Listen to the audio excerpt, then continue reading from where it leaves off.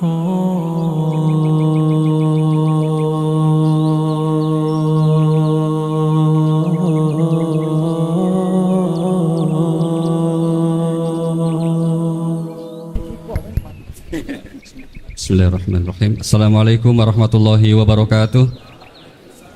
Alhamdulillah, salatu wassalamu ala rasulillah wa ala alihi wa sahbihi wa mawalah, amma ba'd. Yang sama-sama kita hormati Bapak Kiai Haji Bahaudin Nur Salim atau Gus Baha, Habib Hussein, Habib Ali, Bapak Ibu sekalian, rahimakumullah.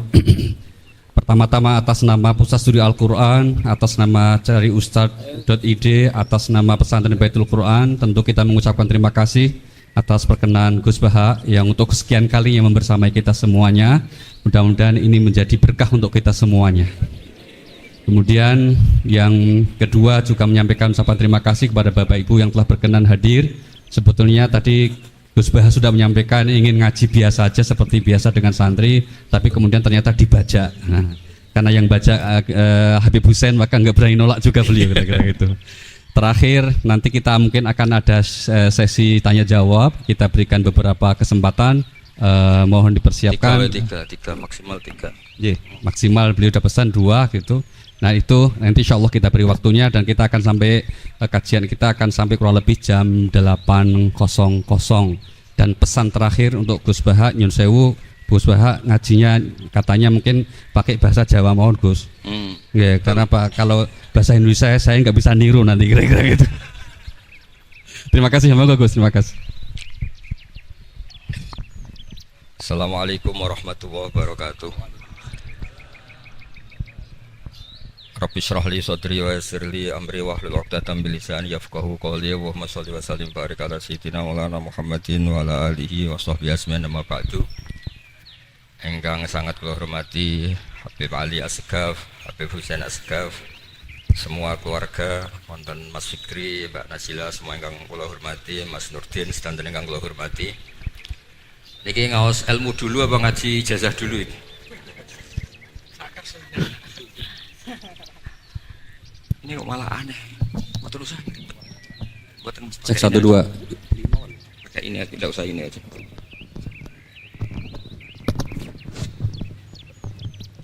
Gampang mana? Jelas. Nah.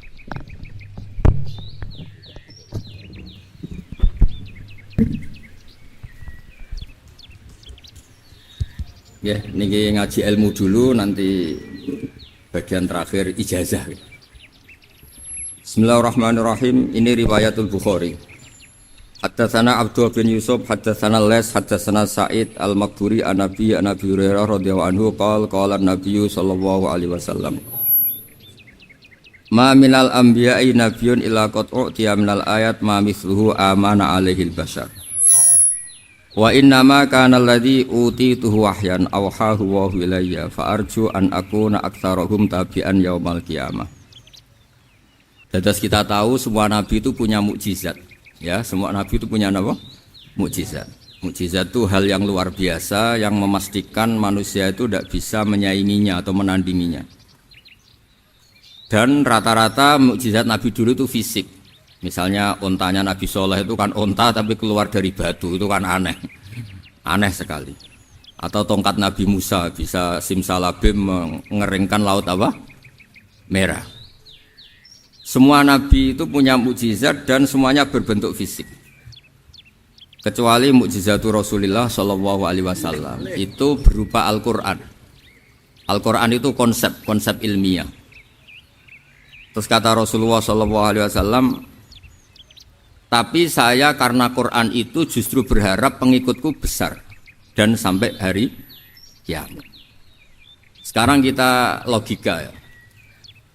Andaikan kamu punya tongkatnya Nabi Musa, kalau kamu suka uang, kepikirannya dijual apa dipakai? Kalau kamu suka uang, pakai.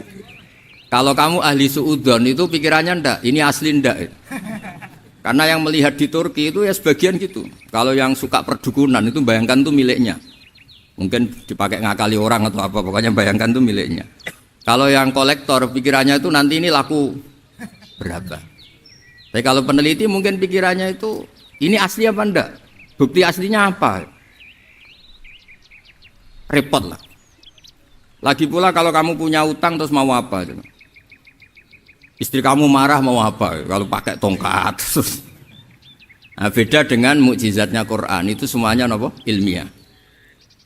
Orang yang sedang harmonis dengan istri bisa pakai ayat di antara ayat-ayat Allah itu apa? Wa ja'ala bainakum mawaddatan warahmah. Nanti kalau ditakdir cerai, saya tidak menyarankan cerai. Kalau ditakdir cerai, itu masih dimotivasi sama Allah wa iyyatafarraqa yughnillahu kullam min sa'ati. Jika suami istri itu cerai, jangan-jangan suaminya dapat istri lebih baik, istrinya nanti dapat suami lebih baik. Jadi yang masa lalunya dianggap prahara. Kan banyak orang suaminya meninggal ketika nikah lagi ditanya, kangen sama suami pertama, alhamdulillah ini lebih baik. Padahal suaminya yang meninggal itu berharap istrinya ini kangen, ternyata dia sudah syukur dapat suami yang lebih baik. Jadi Quran itu menunggui kita ila yaumil qiyamah. Kita tidak bunuh diri, itu ya barokahnya Quran. Karena problem apapun kita dinasihati apa sabar, apa dinasihati sabar. Kan nggak mungkin kamu pegang tongkatnya Nabi Musa, punya masalah apa saja ngelihat tongkat, bisa apa tongkat. Tapi kalau Quran kan nasihat, solusi. Makanya Nabi berharap dengan Quran ini, saya berharap pengaruh saya, pengikut saya terbanyak ila yaumil qiyamah. Terus beliau dikomentari begini sama, ini Fathul Bari, sarahnya Bukhari. Al-muradu anna mu'jizatil anbiya inqaradat binqiradi a'sorihim. Falam yusyahidha illa man hadaraha. Problem mukjizat nabi-nabi dulu itu kan fisik. Sehingga yang tahu kalau Nabi Soleh punya unta yang ajaib, itu yang tahu ya hanya yang hadir saat itu. Yang tahu kalau tongkat Nabi Musa bertuah, itu juga yang tahu hanya yang hadir saat itu. Selebihnya tahu tongkat ya di museum. Tapi kalau Quran menjadi solusi, menjadi panduan, menjadi pegangan itu ila yaumil qiyamah. Kita beri contoh ya Quran panduan yang paling gampang misalnya begitu. Dulu ini cerita ya. Dulu itu ada orang kafir cerdas namanya Jubair bin Mut'im. Itu saking pinternya dia, pinter juga tokoh. Itu sebagai delegasi pembebasan Asra Badrin. Jadi tawanan-tawanan perang Badar itu mulai dulu ya ada negosiasi mau dibebaskan. Terus orang-orang kafir ini menugaskan namanya Jubair bin siapa? Mut'im. Ini ada di Bukhari. Karena ini ngaji di Jakarta. Kalau orang nggak tahu hadis juga tanya ini sahih ndak itu. Wong nggak tahu kok tanya itu aneh. Padahal kalau dibodoni itu ya nggak tahu. Tapi ya tetap tanya, hadisnya ini sahih ndak? Ini kata kiai apa kata nabi ini ya? Memangnya kata nabi kamu dengar kan ya lewat kiai. Setelah itu Jubair itu datang ke Madinah. Dengerin ya, datang ke mana? Madinah. Kemudian dengar Nabi baca Wattur pas sholat maghrib. Jubair karena Nabi dulu nggak ada hotel, nggak ada pondok ya. Pondoknya Nabi hanya sufah itu. Nabi baca maghrib, bukan diskusi, bukan debat, baca Wattur wa kitabi mastur fi raqim mansur wal baitil ma'mur was saqfil marfu wal bakhril masjur terus. Kemudian sampai pada titik ayat am khuliqu min ghairi syai'in. Masa manusia atau alam raya yang maujudat, yang nyata, yang wujud nyata. Kemudian asal usulnya itu ketiadaan. Ini kan hadhil alam maujud, alam ini kan nyata. Masa sesuatu yang nyata penciptanya itu tidak nyata. Jadi nggak mungkin ada faham nihilisme. Kalau faham nihilisme berarti melahirkan teori begini. Al-adamu yakhluqu maujudan, sesuatu yang tidak ada menciptakan yang itu kan akal nggak bisa nerima. Kalau sesuatu ini ada, penciptanya pasti ada. Terus akhirnya Jubair bin Mut'im itu simpuh di depan Rasulullah terus bilang, ya Muhammad kada qalbi ayatir, hampir saja hati saya terbang. Kalau riwayatnya Imam Ahmad, faka'an nama sudi qalbi, hati saya ini hancur. Semua teori yang saya bawa untuk melawan kamu sekarang luluh semua, hancur semua. Yang benar adalah teori Anda bahwa Tuhan itu satu dan Tuhan itu ada sebelum semua makhluk. Coba kalau Nabi Muhammad ada Jubair bin Mut'im terus menyembunyikan tongkat dekat mihrab, terus dilihat ini apa, paling pikirannya ini dari kayu apa. Terus yang bentuk tongkat itu tukang pemahatnya siapa? Kok kurang keren kalau di Blitur gimana ya? Kan malah panjang. Kira-kira kalau mukjizat itu dari tongkat itu malah panjang. Panjang lah pokoknya panjang. Lagi pula kamu coba kan nggak ngarah mandi, itu yang mandi kan nabinya bukan tongkatnya. Coba tongkatnya Nabi Musa coba anak-anak beki itu. Dipakai mukul kucing aja tidak mesti mati itu. Jadi nggak jelas mukjizat-mukjizat seperti itu nggak. Tapi kalau Quran menunggui sampai saking hebatnya Quran, teori rasionalitas, soal kampanye di mana-mana. Tingkat validitas, tingkat kebenaran Quran itu bahkan bisa diuji tanpa membuktikan. Tanpa apa? Cukup pakai akal. Saya tidak bosan-bosan cerita ini karena ini khazanah kita. Di kitab Nailul Ma'mul itu, di kitab Usul Fikih. Saya berkali-kali cerita ini karena ini untuk menunjukkan bahwa Quran itu liqaumi ya'qilun, liqaumi yatafakkarun. Ada seorang kiai, seorang ustadz, kiai dulu itu ya memang orang soleh, alim terus jadi kiai. Kalau kiai sekarang tuh macam-macam, nganggur terus ingin jadi kiai, terus daftar gitu. Ada lowongan di yayasan masuk ingin jadi ustadz karena dengar ada gajinya. Dulu tuh ada seperti itu udah. Makanya dulu tuh kalau ustadz kiai pasti soleh karena dia alim terus ingin orang lain tuh mendapat ilmunya. Kalau sekarang nggak ada yayasan sehat, guru gajinya sekian. Yang nggak ingin jadi ustadz tuh daftar karena ada gaji. Apalagi ada kabar, ada gaji, ada mes, ada wah yang daftar banyak. Tapi mentalnya ada kiai sebetulnya. Ya kalau sampean tanya itu baik dah Gus, ya setengah baik. Ya maksudnya setengah baik ya ada baiknya lah, namanya profesi ngajar itu kan baik. Tapi setengah saja karena motifnya itu nyari gaji, bukan ingin mencerdaskan umatnya Rasulullah SAW. Itu Imam Amudi itu guru matematika. Saya nggak bosan-bosan cerita ini, guru matematika. Muridnya sampai takut, ini masuk surga ndak? Kiai kok ndak ngajarin istighosa atau tahlil malah ngajarin apa? Matematika. Beliau meninggal terus muridnya tanya, "Ma fa'alallahu bik?" Kira-kira gitu. Apa yang dilakukan Allah? Allah nyambut Anda gimana? Terus kata Imam Amudi, "Bagus, saya disuruh ngajar malaikat." Karena malaikat kan enggak pernah kayak anak beki gini ngaji gini. Malaikat tuh enggak pernah ngaji, dia iman saja karena tahu surga, tahu neraka terus iman gitu aja. Jadi imannya malaikat tuh enggak keren kita. Imannya loh. Loh itu yang ngendikan Nabi loh, enggak saya. Nabi pernah tanya sama sahabat, iman yang paling keren siapa? Jawabannya sahabat malaikat. Ya enggak karuan malaikat iman. Dia yang tahu surga neraka, tahu segalanya masa ada enggak iman? Ya pasti iman lah katanya.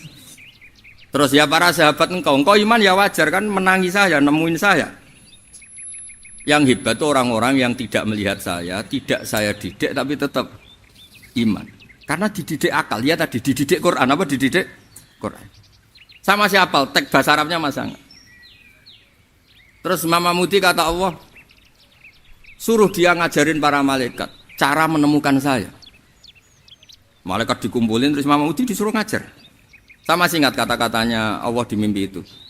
Istadilla ala wahdaniyati bihadrati malaikati. Tolong ajarkan cara menemukan saya padahal Anda ini manusia yang tidak melihat saya. Anda di Jakarta kan lihatnya gedung-gedung.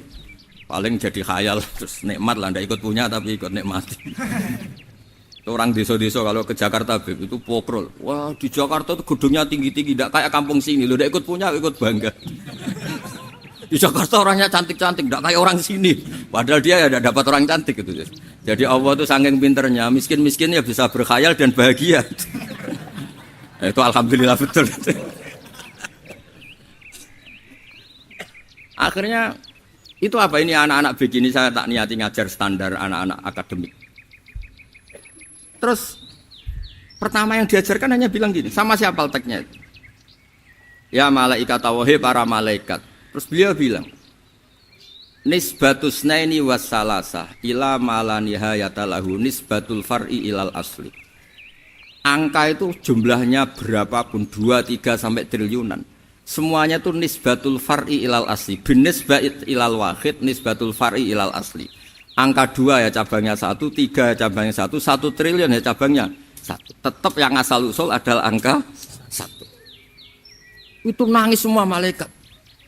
Cara Jawa itu mandek man kue iman kaya imanku. Makanya imannya umatur Rasulullah sallallahu alaihi wasallam itu PD-nya yakinnya kayak imannya malaikat. Kalau Tuhan itu satu. Karena angka enggak bisa dimulai kecuali dengan angka satu. Makanya nisbatus naini wassalasah ila ma la nihayatalahu iku nisbatul far'i ilal asli. Semuanya itu nisbatnya cabang ke induk. Berarti semua alam raya ini tetap asal usulnya satu, yaitu qul huwallahu ahad. Nah, itu namanya akal. Umatnya Rasulullah itu ditinggali mukjizat akal lewat panduan Quran sehingga meskipun kita tidak menangi Rasulullah, tidak menangi sahabat, kita tidak tahu malaikat Jibril, tapi cara iman kita ini tidak kalah keren. Yakin hakul, yakin. Terus kedua, gambar. Kamu gambar rumah, gambar hewan, gambar apa saja, mesti dimulai satu titik. Entah gambar kamu bagus, entah jelek, tetap dimulai satu titik. Nah, titik ini namanya nuqtatul wujud. Semua alam raya dimulai dari satu titik, yaitu nuqtatil wujud. Makanya Quran dimulai bismillah, dan bismillah itu dipilih sama Allah pakai pertama ba itu ada titik. Itu kata semua ulama. Itu titik itu singkatan dari bi kana makana wa bi yakunu mayakun. Karena saya semuanya ada. Bi itu karena saya. Jadi makanya santri-santri beki tidak usah bayangkan kamu jadi wali terus bisa terbang ke Mekah, tidak usah. Kalau terbang ke Mekah ya sudah umroh aja bayar. Kalau enggak ya maklaran KBH atau apa. Pokoknya cari gratis itu. Ya gratis kan, dapat orang 10 gratis satu. Terus orang enggak umroh-umroh dirayu-rayu supaya umroh. Repot. Itu pelanggaran fikih itu. Kalau orang punya utang itu wajibnya nyaur utang dulu gitu. Wah repot. Saya itu juga sering bingung di kampung-kampung. Gus sama umroh. Kenapa? Dapat gratisan. Minta uang saja buat nyaur utang, nggak boleh. Wah, secara fikih yang wajib itu nyaur utang bukan umroh. Nggak boleh Gus diminta uang, nggak boleh, harus umroh. Udah gitu saya ini bingung Gus mau umroh, nggak nikmati. Kenapa? Disuruh ngajar Gus. Repot semua kalau ibadah mergawe ya gini bingung semua. Ya saya mohon anak-anak BK semua yang seneng Quran itu harus seneng sampai kayak saya sehingga tahu. Istidlal mencari Tuhan dengan cara tauhid yang berbasis akal itu sedzahir imannya malaikat. Jika di kelasmen iman itu manusia ulul ilmi, kita-kita yang nekuni ilmu itu nomor 1 prakteknya. Karena nomor 1 itu Allah karuan kan syahidah wa, Allah kan gak tertandingi syahidah wa annahu la ilaha illa huwa. Terus wal malaikatu, malaikat kan karuan karena langsung menyaksikan surga. Dan ketiga apa? Wa ulul ilmi. Berarti prakteknya kan nomor 1. Kalau kompetitornya semuanya manusia, ulul ilmi nomor berapa? 1 kan? Nah nomor 3 kan dari Allah, malaikat, ulul ilmi. Berarti kalau kompetisinya antar manusia nomor berapa? 1 kan? Nah kenapa ulul ilmi di nomor 3 kan tapi dari Allah, malaikat, ulul. Kerennya kayak apa? Karena cara iman ulul ilmi itu enggak ada ragunya sama sekali. Kamu ragu enggak kalau 2 itu cabang dari 1, asalnya 1? Enggak pernah ragu kan? Semua gambar seruat apapun dimulai dari 1 titik, ragu enggak? Enggak kan? Nah, imannya umatnya Nabi karena dipandu oleh Quran itu seyakin itu, sehakul yakin itu. Nah, itu terus Jubair bin Mut'im jadi iman.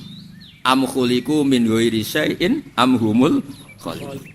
Terus kata Allah lagi, kalau kamu tidak percaya saya yang bikin langit bumi ya gampang dong. Kamu saja yang ngomong kalau kamu yang bikin. Paling orang sepakat kamu stres.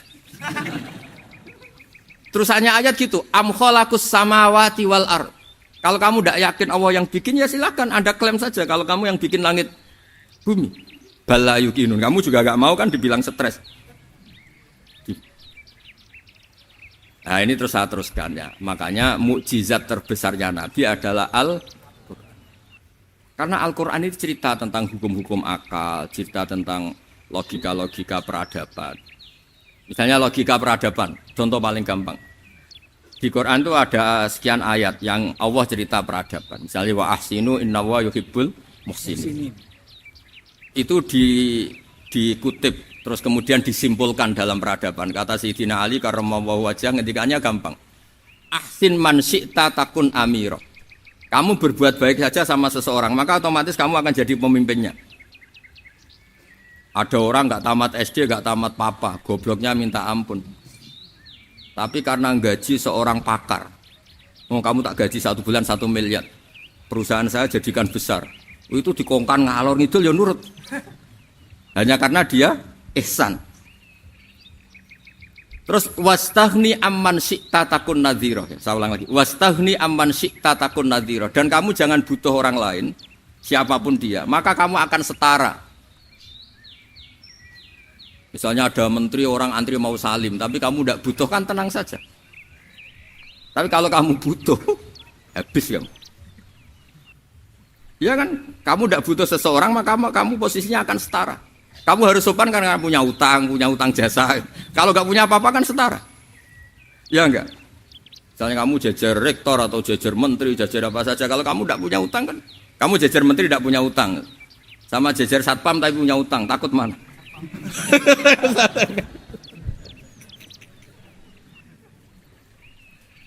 Kalau butuh itu mesti kalah kan? Ada pejabat misalnya nggak begitu cantik sama perempuan cantik yang kamu butuh ingin dicintai, takut mak. Padahal nggak jelas orang ini pangkatnya apa. Jadi dalam hukum sosial itu kata Sidin Ali wastaghni aman syi'ta takun nadhira. Kamu jangan butuh seseorang maka kamu akan setara. Terus yang terakhir wahtas ilaman syi'ta takun asiro. Asiro pakai sin. Dan silahkan butuh seseorang maka kamu akan jadi budak dia.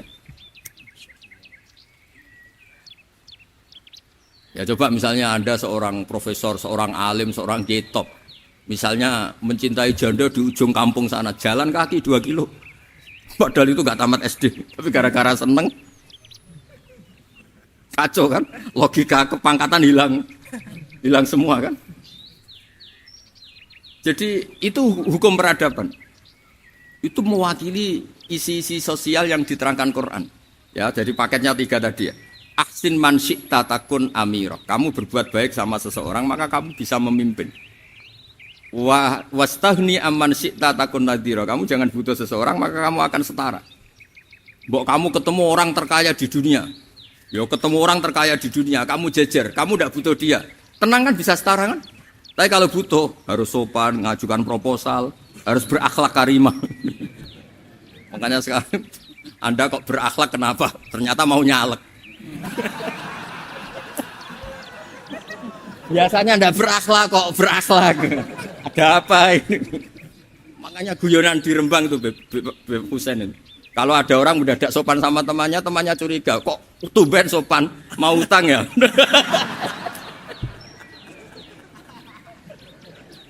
Zaman akhir itu kacau.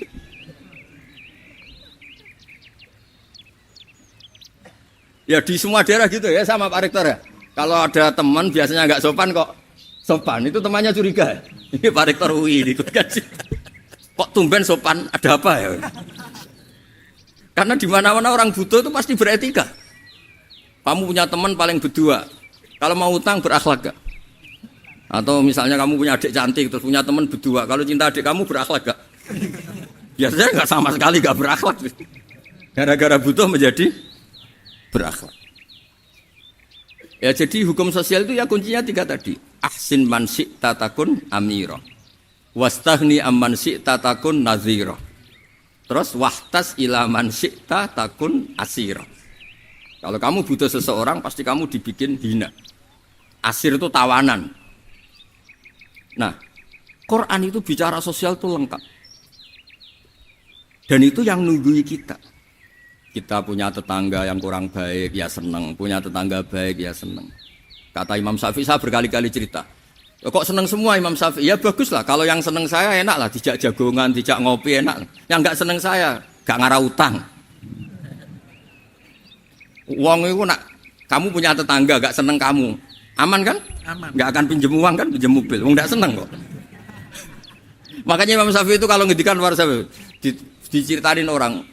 Ya Aba Abdillah bagiannya. Ya Aba Abdillah orang itu gak seneng kau. Bagus lah. Loh kenapa bagus? Waman asa'a ilaika faqad atlaqaka. Orang yang gak seneng kamu maka membebaskan kamu. Gak akan pinjam uang, pinjam mobil, gak akan ganggu waktu kamu kan gak seneng. Justru yang seneng-senengi masalah pinjam terus. Imam Syafi'i itu orang yang anggap dunia itu selesai. Ada yang cerita, ya Aba Abdillah, orang yang tadi cium tangan engkau, yang hormat engkau, di luar maki-maki engkau, ngerasain engkau, ngata-ngatain engkau. Ya bagus lah. Kok bagus gimana? Berarti saya wibawa, depan saya tidak berani. Berarti saya wibawa, di depan saya tidak berani. Oleh itu makomnya sudah kulillah sumadarhum fi khawdihim yal'abun. Sudah dunia itu selesai, sudah agak penting semua. Nah, itu kalau kamu anak-anak bagi ahli Quran sudah ayatnya kulillah sumadarhum fi khawdihim yal'abun. Sudah lihat Allah saja agak penting, makhluk-makhluk itu. Dah makhluk semua agak penting, sepenting Allah. Nah kita ini ditunggoni mukjizat seperti itu. Bayangkan misalnya kita ditunggoni tongkatnya Nabi Musa. Saya ngajar di sini terus ini tongkat. Terus nanti yang tanya, Gus itu kayu apa Gus? Nanti yang kolektor tanya itu harganya berapa Gus? Ruwet apa? Terus yang ahli suudon itu asli gak Gus? Wah. Yang ahli suudon kan mesti tanyanya gitu, itu asli enggak Gus? Repot-repot pokoknya. Tapi kalau Quran kan jelas, kenapa? Ya terus saya teruskan. Fala yamurru terus al-murad anna mu'jizatil anbiya in qaradat bi qidari a'saim satu wa mu'jizatul Quran mustamirratun ila yaumil qiyamah. Wa kharquhu lil adat fi uslubihi wa balaghatihi wa ikhbarihi bil maghibat. Terus kata ini yang ngarang Fathul Bari sarahnya Imam Bukhari. Fala yamurru asrun minal a'sar illa wa yadharu fihi syai'un mimma akhbaru bi annahu sayakun yadullu ala sihhati da'wahu wa hadza aqwal muhtamilat wa takmiluhu fil ladzi ba'da wa qilani ya anal al makna anal mu'jizat al madiyah kanat khissiyatan tusyahadu bil absar kana qati saleh wa asa Musa. Mukjizatnya nabi-nabi dulu itu hanya penyembuh, hanya pelengkap, hanya nuruti keinginan mata. Seperti dahsyatnya apa? Laut Merah di sebelah apa dipukul sama tongkatnya Nabi siapa? Itu semuanya itu hanya memanjakan mata. Urusan mata. Terus wow itu. Tapi kalau mukjizatnya Nabi Muhammad itu berdasar akal. Maksudnya berdasar akal nih dengerin ya. Dengerin betul. Ketika Laut Merah terus tersibak kan wow itu keren kan? Terus kita bilang menyimpulkan, wah kita tidak akan mampu. Itu bodoh sekali kesimpulan kita tidak akan mampu. Meskipun bikin nyamuk Anda juga tidak mampu. Loh untuk memutuskan tidak mampu saja kok sampai pertunjukan seperti itu tuh laopo, cek goblok gitu. Nah kalau kita karena umat yang pinter untuk memaksa kita nggak mampu, Allah bilang innallaha la yastahi ayadriba mathalam ma ba'ud. Kita melihat nyamuk langsung berkesimpulan tidak mampu. Saya berkali-kali cerita, nyamuk itu sudah kecil, masih punya urat, uratnya kayak apa? Masih punya kuman, kumannya seberapa? Ya enggak? Nyamuk itu kecil, punya organ tubuhnya punya urat. Itu kalau kamu pinter, antara tongkatnya Nabi Musa menyibak Laut Merah sama nyamuk itu sama-sama berkesimpulan, melahirkan satu paham bahwa kita tidak. Loh, untuk memaksa tidak mampu saja kok nunjuk pertunjukan ada onta keluar dari batu Nakotu Soleh, ada tongkat yang bisa mengeringkan laut. Cik goblok ya. Lah kita alhamdulillah tidak jenis goblok yang seperti ini. Untuk ikrar bahwa Allah itu hebat ala kulli syai'in cukup lihat nyamuk, kagum kan? Sudah tidak usah bikin hidup. Saya berkali-kali mencontohkan. Para pemahat tak suruh bikin patung gajah itu mampu. Tak suruh bikin patung nyamuk kalau bisa. Nyari materi dari apa aja? Gampang mana bikin patung gajah sama patung nyamuk? Gajah, makanya Allah bikinnya contoh itu untuk ijaz itu pakai nyamuk bukan pakai. Itu kalau ustadz-ustadz yang agak jorok malah contohnya nyamuk Gus. Itu kecil. Itu kayak apa? Di dalamnya dia hamil. Oh itu anaknya kecil lagi, telurnya kecil lagi itu gimana itu cara bikin ini? Makanya di sini ini ada kitab Itqan itu komentarnya itu lucu. Ini kitab Al-Itqan karangannya Imam Suyuti. Ini persis komentar saya tadi yang kata Imam Suyuti pengarang kitab Itqan. Wa ya imma khissiyah wa imma aqliyah. Jadi mukjizat itu ada yang fisik bisa dilihat indra panca indera, bisa dilihat akal. Wa aktsaru mu'jizati Bani Israil kanat khissiyah li baladatihim. Bilada itu goblok. Wa qillati basairihim. Dasar wong goblok. Mukjizat kok ngenteni sing wow. Maksudnya dasar untuk ngakui Allah hebat saja kok nunggu hal-hal yang seperti itu gitu. Paham ya? Mergo likil latin apa aklihim. Wa aksaru mu'jizati hadil ummah akliyatun li farati dzakaihim wa kamali afwahihim. Dan mukjizatnya umat ini semuanya berdasar akal karena sudah cerdas. Jadi andaikan kita melihat tongkatnya Nabi Musa menyibak Laut Merah dengan melihat nyamuk, kesimpulan kita sama-sama wow, sama-sama keren, sama-sama memastikan kita tidak mampu. Makanya terus Quran menerangkan kita wa ma min dabatin fil ardi wala ta'iri yatiru bi janahihi illa umamun amsalukum. Jadi keseharian kita lihat burung kok terbang. Itu sudah ayatun min ayatillah. Paham nggih? Dados niki kita bangga ditunggoni napa Quran, nggih ditunggoni napa Quran. Wa mu'jizatul Quran tusyahadu bil basirah fayakunu mayatabi'u li ajlihi aksar. Terus li annal ladzi yusyahadu bi ainir ra'si yang qaridu bin qiradi musyahidi. Sesuatu yang tampilan dahsyatnya itu disaksikan mata, maka itu bisa habis. Era tongkat Nabi Musa seperti itu habis enggak? Bisa mengeringkan Laut Merah, habis kan? Tapi era mukjizatnya Quran ila yaumil qiyamah. Ya contoh sosial, saya kembali lagi ke sosial. Kamu punya teman awet atau punya istri awet, itu konsepnya ya wal kadhiminal ghaidh, agak gampang tersinggung. Coba kalau kamu setiap tersinggung putus, setiap tersinggung habis, kamu tidak punya teman, tidak punya istri. Sampai kita awet seperti ini, kalau kecewa ya wal kadhiminal ghaidh, ngempet. Termasuk saya ini, biasanya ngaji khusus terus baca gini ya kecewa. Tapi barokahnya diwarai Quran wal kadhiminal ghaidh, ngempet Gus, ngempet. Terus kecewa sama teman, kenapa tidak putus? Karena wal afina aninna, sudah kalau kecewa maafkan. Coba kalau kita kecewa presiden demo, kecewa menteri demo, kecewa orang tua minggat, ya kalau dicari, kalau tidak kan malu. Saya itu punya teman tak tanya, kecewa Gus sama bapak itu, kenapa tidak minggat? Malu. Kenapa malu? Takut gak dicari. Itu orang tuh paling malu itu kalau keluar dari rumah nggak di. Saya punya teman lagi, saya ini takut mati Gus. Kenapa? Takut istri saya tidak nangis Gus. Itu kematian terburuk itu kalau mati tahu istrinya tidak nangis. Oh itu malu betul itu.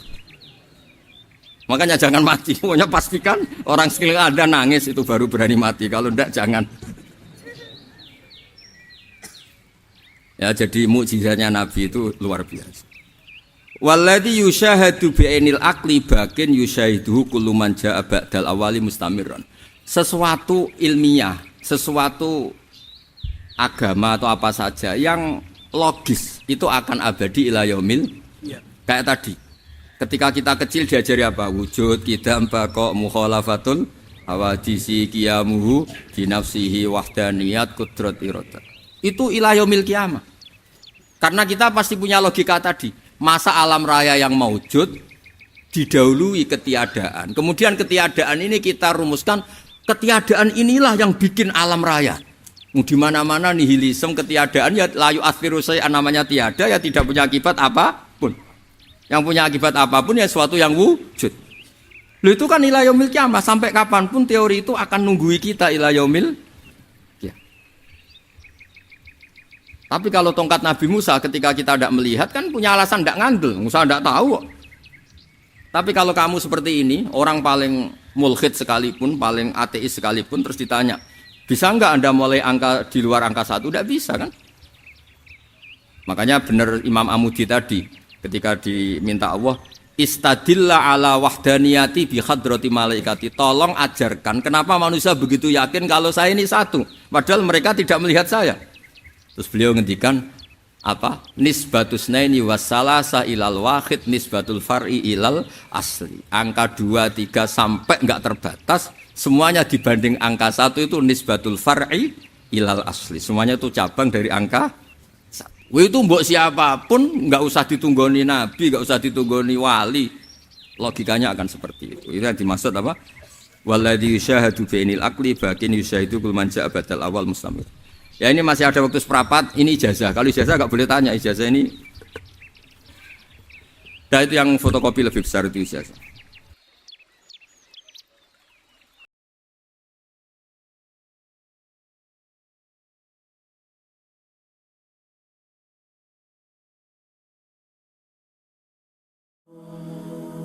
oh.